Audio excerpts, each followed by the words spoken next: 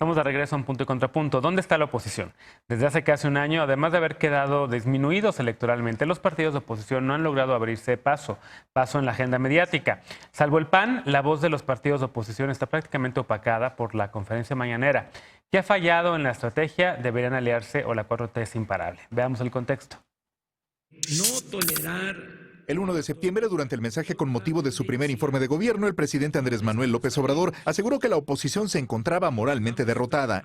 No han podido constituir un grupo o una facción con la fuerza de los reaccionarios de otros tiempos. Su triunfo en 2018 provocó y generó fisuras internas en el resto de los partidos. El Partido Acción Nacional es el principal opositor, con 24 senadores y 78 diputados federales, además de 10 gobernadores y 399 alcaldes. Aunque los panistas han impugnado pública o jurídicamente varias de las medidas más polémicas aprobadas en el Congreso o impulsadas por el Ejecutivo, no han conseguido frenar ninguna. El PRI fue desplazado a un tercer lugar en el Congreso con 47 diputados y 14 senadores. En agosto pasado, la renovación de su dirigencia dejó renuncias de candidatos y acusaciones de fraude. Como el PRI, el PRD enfrentó rupturas internas tras las elecciones de 2018. Líderes y militantes han migrado a Morena y su alianza con el PAN. En las elecciones de 2018 los dejó solo con 3 senadores, 11 diputados federales y 2 gobernadores. Estas 3 fuerzas políticas no han podido oponerse a proyectos y designaciones de la actual administración, a pesar de haber estado en contra, como la creación de la Guardia Nacional, la reforma educativa y la ley de extinción de dominio. Morena tiene mayoría simple en la Cámara de Diputados con 259 legisladores y con sus aliados PT, PES y Partido Verde llega a la mayoría calificada, mientras que en el Senado es la primera fuerza política con 60 legisladores, aunque por sí solo no alcanza mayorías. El PAN, PRI y PRD no han logrado frenar ninguna de las iniciativas impugnadas por sus legisladores. Punto y contrapunto.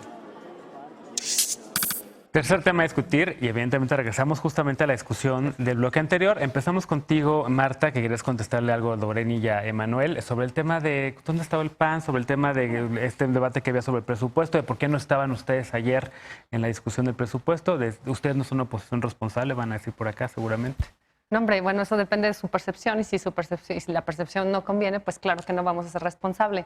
Pero yo creo que es más irresponsable, en este caso, asistir a una sesión totalmente ilegal, que está bajo parámetros totalmente ilegales y sobre todo votar un presupuesto que está totalmente fuera de la legalidad, pero sobre todo que ni siquiera pudieron leer. Sí estuvieron en la sesión, pero díganme quién de ustedes leyó el dictamen completo, porque fue imposible que el dictamen final, que estuvo en la comisión una hora antes, lo pudieran haber estudiado para poder dado una verdadera opinión a la hora de votarlo. ¿Cuántas páginas es un dictamen? Larguísimo. Desconozco el dictamen completo porque no nos llegó, porque al final del día, una vez que sale el dictamen después de comisión, debe de haber 5 días hábiles para su análisis y entonces su aprobación, lo cual no pasó. Por eso los diputados del PAN no estuvimos ahí, pero hicimos la chamba. Hicimos para el diario de los debates, que es lo que al final del día queda, porque ninguna de las reservas nunca se aprueban. Entonces hicimos nuestras 100 reservas para decirle a los mexicanos qué tipo de presupuesto nosotros sí queremos para México y qué es lo que consideramos que debería ser de manera distinta. Ahora, ¿qué tan responsable es aprobar algo porque nos viene el presidente de la República y nos dice esto tiene que ser? Ahora, no es real, y yo creo que estamos hablando de algo totalmente diferente, de algún espacio totalmente diferente, que el presidente no llamó de uno a uno para poder decirles que había un compromiso y una carta que firmar, que muchos de sus compañeros sí firmaron, y hay un medio, que ojalá que puedan revisar ustedes la fuente, hay un medio en donde asegura que a quien no firmó esa carta se les congelaron las cuentas. Habrá que revisar si sí o si no, y la presión, hay un medio nacional que lo puso sobre la mesa. ¿Cuál a mí medio? no me consta, en su momento te pasaré la fuente para que lo corrobores y lo revises. Entonces, si es o si no es, claro que hay una presión del Ejecutivo sobre los legisladores, tanto de Morena como el resto de ellos. Porque es gravísima esa acusación, ¿eh? O sea, que le congelaron la cuenta a los diputados y diputadas que no estaban con la UIF, me imagino. Exacto. Pues, no creo que sea cierto, suena demasiado, sí, como decimos aquí, si suena Sí, a va algo contra demasiado la ley. imposible, seguro es paparrucho. Imposible. Habrá que ver lo que dice el medio. El medio como tal, y hago la referencia al medio porque no es un argumento o algo que a mí me consta, porque no estoy dentro de un tema bancario. Ahora, Déjame también escuchar a quiero- Cintia, porque también tenemos nada más 10 minutos de este bloque que me gustaría escuchar una ronda de todos y que haya más debate. Gracias. Cintia.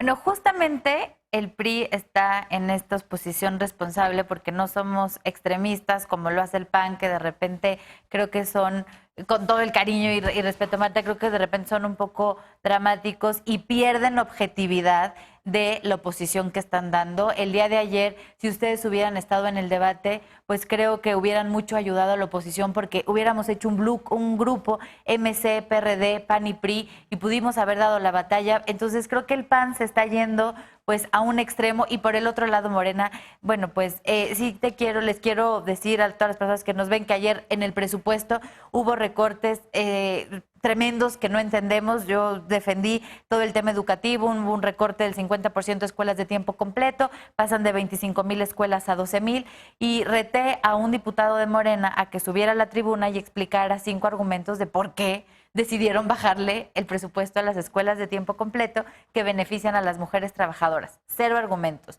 Hubo un recorte al ámbito de salud, tú eres secretaria de la Comisión de Salud, hubo un recorte tremendo, no hay medicinas en los hospitales, Morena no le importa, no le interesa, hubo un recorte al campo que quisieron después disfrazar, pero no le dieron recurso al campo. Hay una proyección del 0% de crecimiento con este presupuesto, entonces sí es un presupuesto muy injusto, es un presupuesto muy irresponsable, es un presupuesto que le hace daño a México y efectivamente ustedes tienen la mayoría aplastante porque como bien lo dice, sube uno la reserva y no pasa, pero pues ustedes le tendrán que dar las cuentas durante todo el año a los mexicanos cuando empiece a caer las finanzas, cuando no haya dinero, cuando sigan los hospitales sin medicinas, cuando cada vez hay menos inversión en educación. Dicen que apoyan a los maestros y recortaron un gran porcentaje para el apoyo, por ejemplo, a los maestros. Le redujeron 1,000 millones de pesos al INE, lo cual ayer lo decía yo en tribuna, pues parece que es el miedo a la elección del 2021, porque no entiendo qué ganas de que el INE tenga que entregar 16 millones de credenciales de elector el próximo año y ustedes quieren que entregue 4, violando el derecho a la identidad. Pero bueno, resumiendo, ¿qué hace el PRI ahorita? El PRI no se va como el PAN, tampoco está en este extremo del Morena. El PRI es una oposición responsable en el sentido que ayer acudimos a nuestra labor legislativa, pero es una oposición firme, es una oposición responsable, es una oposición seria que con argumentos, nosotros fuimos gobierno muchos años y podemos perfectamente saber en dónde están los errores, porque también lo vivimos, porque también lo aprendimos y hacerlo. Y bueno, pues el PRI ha sido muy atacado. Cada argumento del presidente de Morena en todos los discursos es el gobierno anterior, el gobierno anterior. Yo creo que para el primer año... Pues, en plural, ¿no? Los gobiernos anteriores. Los gobiernos anteriores, sí. Exacto. Pero todo es culpa del pasado. Yo creo que la labor del PRI, Genaro, es seguir siendo oposición. Hago nada más hincapié, por ejemplo, cuando fue lo del fuero, la primera discusión en la Cámara, sí lo logramos a frenar el bloque opositor. Cuando pasó en la Cámara la discusión del congelamiento de cuentas, sí lo frenamos, le faltó a Morena 3 votos y ahí fue donde se paró la sesión. Entonces, pues sí estamos dando la batalla. No es fácil, la verdad es que no es fácil ser oposición porque hay mucha presión, es un gobierno represor. Pero cuando uno tiene las manos limpias, cuando uno es honesto, creo que uno puede dar la batalla y ser oposición cuando no hay nada que nos puedan decir. Doreni, ¿están moralmente derrotados? La verdad es que yo creo que la ciudadanía lo nota. O sea, no es algo como que me gustaría, y tampoco es de personas. O sea, no es como que la compañera Marta o la compañera Cintia, que tienen todo mi respeto, sino simplemente lo que representan, pero no es algo que representen hacia nosotros, sus compañeras, compañeros legisladores. Es algo que representan hacia la ciudadanía y eso hay que dejarlo muy claro.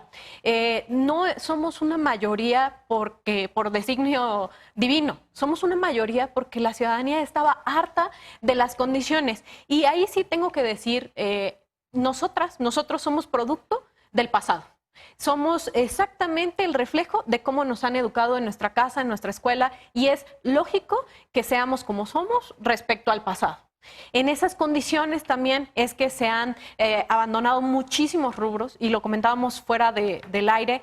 Es verdad, las necesidades de México son enormes. No va a haber un presupuesto que alcance y nosotros, la posición es no vamos a aumentar los impuestos. Muy a mi pesar, pero yo sí quería aumentar, por ejemplo, el de cigarros. Y no pasó el aumento a cigarros. Sí pasó una actualización, a mí no me parece suficiente. Y a los compañeros en genérico, pues también ven una actividad productiva en esa y no permitieron que pasara. Pero te damos un ejemplo. Al interior somos críticos, damos nuestras opiniones, pero al final pues somos un componente político y se gana justo por votación.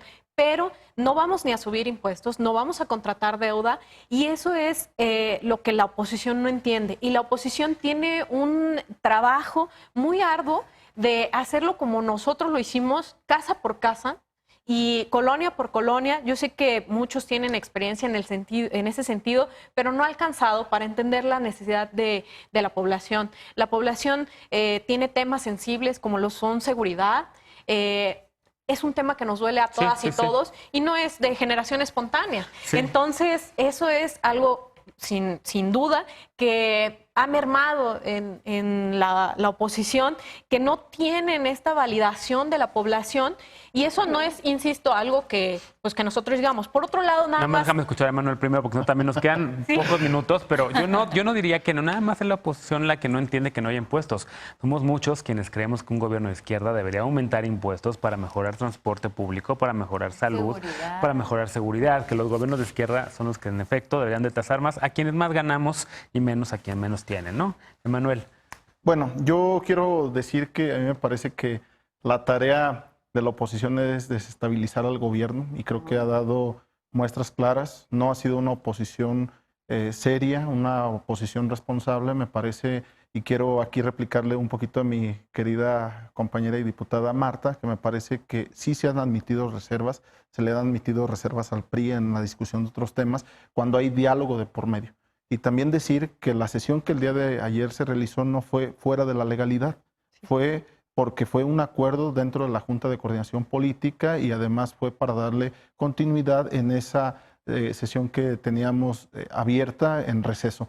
Y me parece muy importante decir que sí, es verdad que hoy todos tenemos que construir algo muy grande, que es generar oportunidades para las y los mexicanos, pero apenas va un año de gobierno, y la tarea del próximo, la próxima construcción del presupuesto es precisamente seguir insistiendo, seguir construyendo, seguir aportando, dónde sí subir, dónde bajar. Y me parece claramente que hoy tenemos que decir que las y los legisladores de la coalición Juntos Haremos Historia, me parece que sí revisamos y analizamos dónde hubo incrementos y dónde hubo disminuciones. Coincido plenamente en que hubo disminuciones en los órganos autónomos como el INE principalmente, pero hay que decirlo claramente porque el propósito es que se le baje el sueldo a cada uno de los integrantes del INE, que se le disminuya el financiamiento a los partidos políticos, y eso es lo que hoy las y los mexicanos están exigiendo. Me parece que hoy tiene que ajustarse el cinturón todo ente gubernamental, y me parece que para ello nosotros, los legisladores, estamos dando la muestra. El presidente Andrés Manuel López Obrador ya lo dio, y que el que ellos no lo den me parece que es algo totalmente contradictorio. Entonces me parece que hoy lo que estamos empujando es una política de austeridad, y en eso está pegado el presupuesto de la Federación 2020. Hiciste referencia a Marta, y luego también Cintia tiene la mano levantada. Bueno, pues gracias por las referencias que todos hacia mi persona, ¿verdad? Pero sí quiero hacerles comentario que, bueno, pues sí, defender de manera activa y frontal a mi gente que represento, que yo sí soy de mayoría, y que sí la gente me dio la oportunidad de estar aquí porque conocen y confían en mi persona. Entonces es mentira que digan que la oposición es porque la gente no confía en nosotros. Al final ya representamos a un grupo de personas, ¿no?